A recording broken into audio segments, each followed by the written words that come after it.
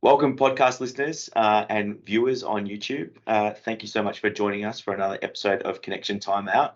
Special episode this month. We're going to be talking about AI in education and how far is too far. And I'm joined by Travis Smith, the K-12 education industry lead for Microsoft. Travis, welcome to your debut on the Connection Timeout podcast.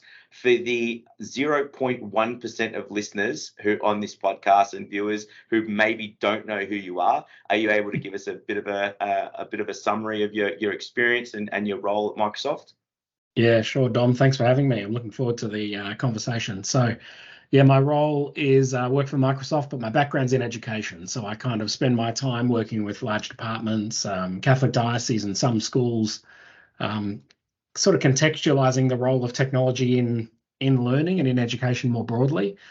So my background was as a school leader and a university teacher, lecturer in the education faculty, and then did some consulting and ended up working at Microsoft. I've been here about 10 years. So thanks very much for having me.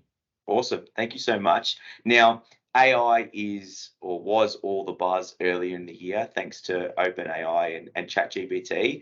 And then Microsoft announced a huge investment in OpenAI. Do you want to just give us a bit of an understanding as to, from the insider's perspective as to, why that investment was made and how it was why you feel it was so strategic? Yeah. So it happened a long time ago, and of course, artificial intelligence isn't new. It sort of dates back to the 1950s, and so a lot of the stuff that we saw come out from OpenAI in probably December or January this year is the first foray of the general public into AI, even though they've actually been using AI in lots of different technologies for quite a few years. But I think that the difference with generative AI, which is what this is an example of, and this was sort of seen a few years back when Microsoft invested with OpenAI back in the day, was that this is something different. This is the precipice of something new and something that's profoundly going to shift not only the sort of stuff that we've seen with being able to sort of have a computer write as though it was human-like in terms of its outputs, but also the way that the computer can now understand what it is that you're putting in as an input. And so there's the potential for this technology, and you'll see it in some of the things that Microsoft and others will release, to change the way that humans interact with computers. And so that's the biggest shift that we're probably likely to see in a long time. And that's a reason why Microsoft invested with OpenAI to do this in a safe and secure way back in the day. Yeah. Look, I think from the perspective of a parent, when I first saw the output of a large language model and what it was able to produce, you instantly got taken into the classroom and how this can be either used for good or evil.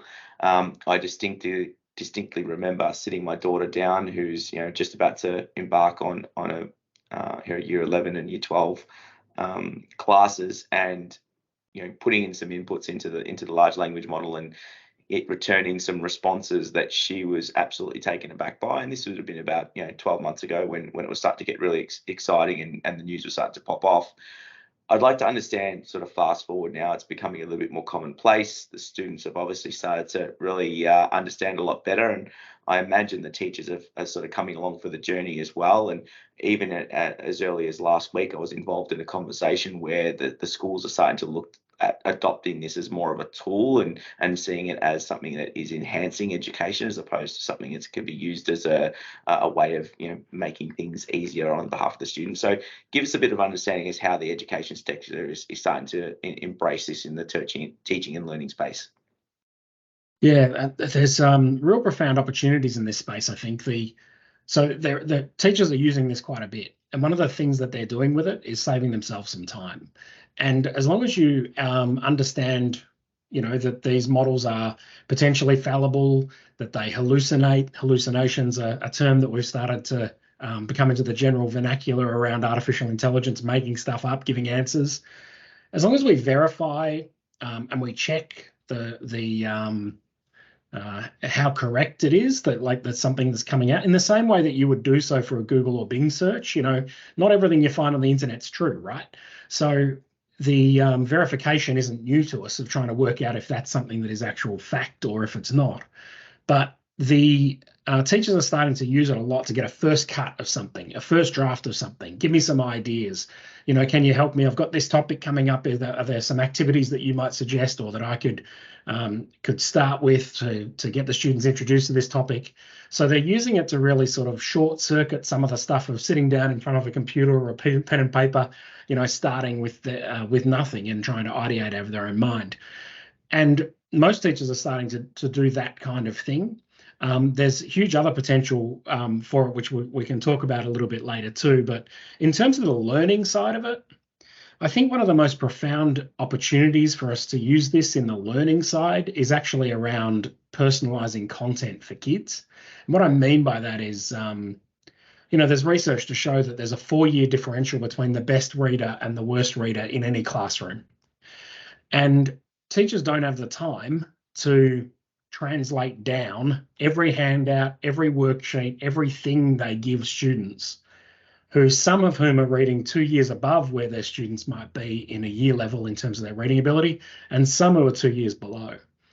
This technology can do that real fast. And so there's a possibility of us getting to a point where if we train students how to use this and how not to use this, they could make a profound difference for themselves in terms of the way they can use this stuff. And when we talk about accessibility and technologies around accessibility at Microsoft, we often talk about the idea that students would rather go without than stand out.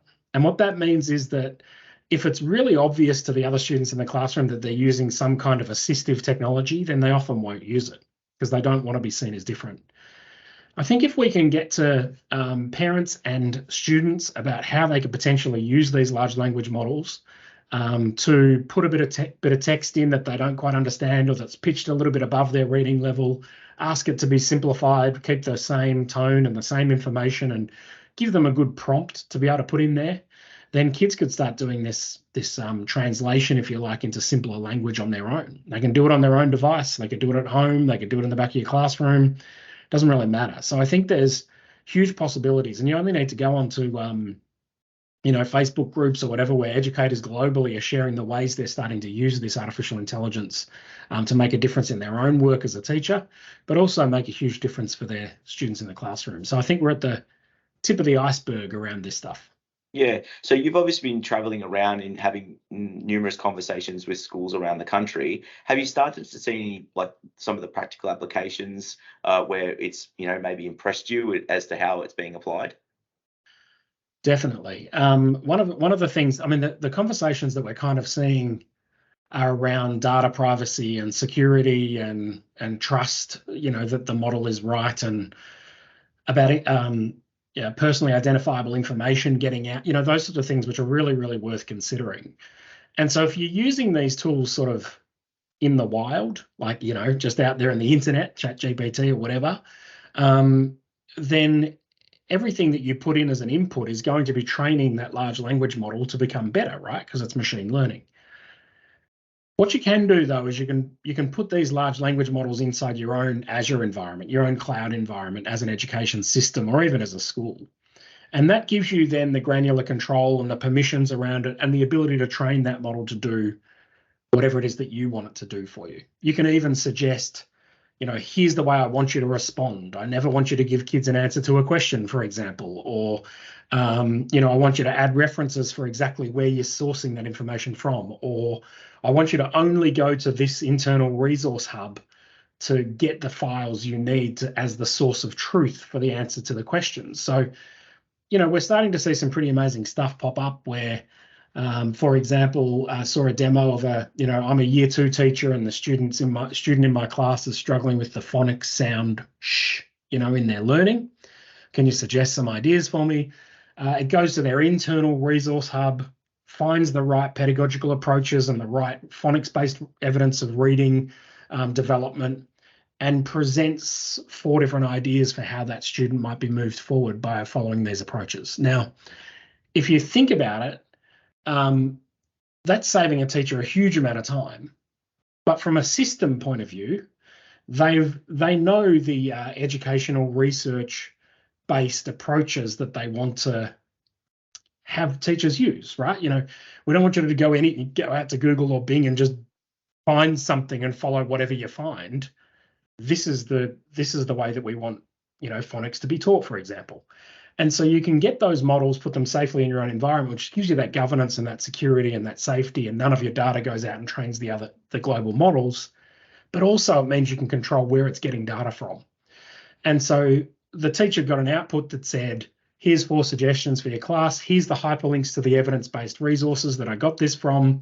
And by the way, if you choose to do this, here's a rubric automatically created for you to use in the classroom. So as I say, it's the tip of the iceberg, but I think we're on the precipice of something pretty transformational in terms of the way that we can speed up what teachers do. Let's maybe like to delve specifically around what Microsoft's doing right now and some of the things that you've looked to prioritize off the back of your investments. Step us through that. Yeah.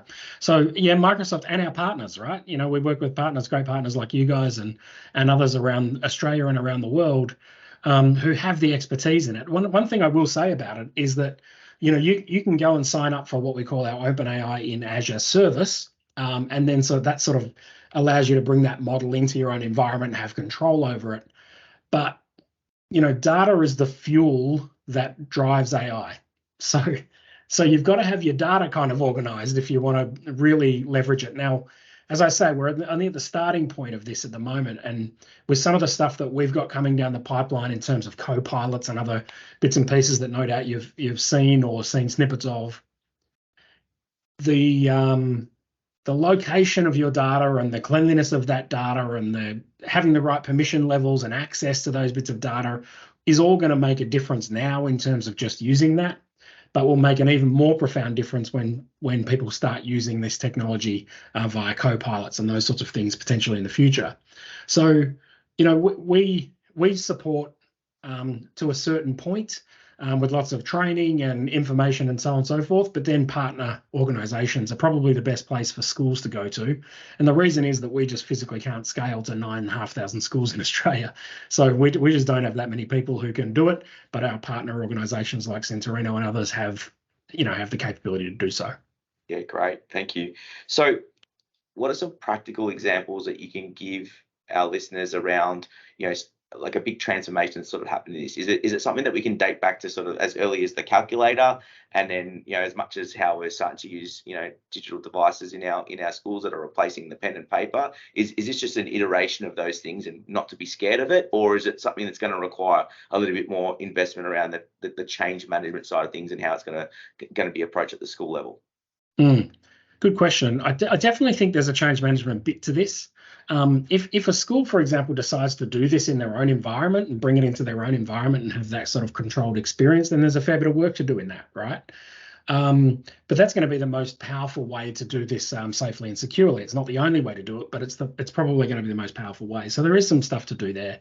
The other thing is, what I would recommend to leaders, if you're a principal and were talking to me about that, I'd say I'd get a bunch of teachers together in a room and ask them how they're using this kind of technology now.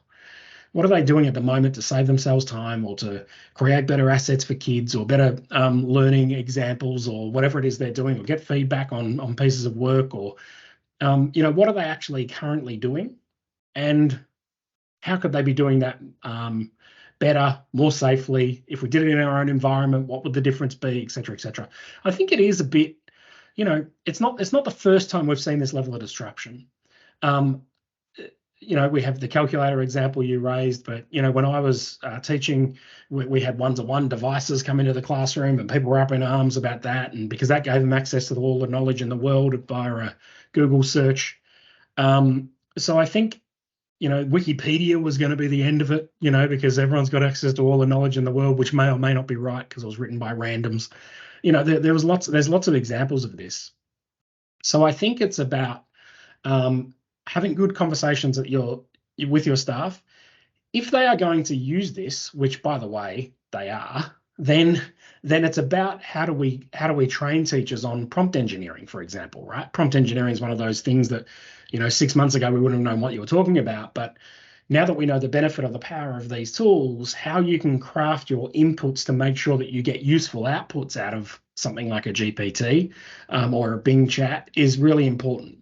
And so helping teachers to craft the right kind of input to get the right kind of output is useful. And then, of course, you can have a good opportunity to have a conversation around safety, security, personal identifiable information, not trusting everything that comes out of it, verifying your sources, using it as a first draft. All those good conversations come out of it when you put people in a room and have a chat.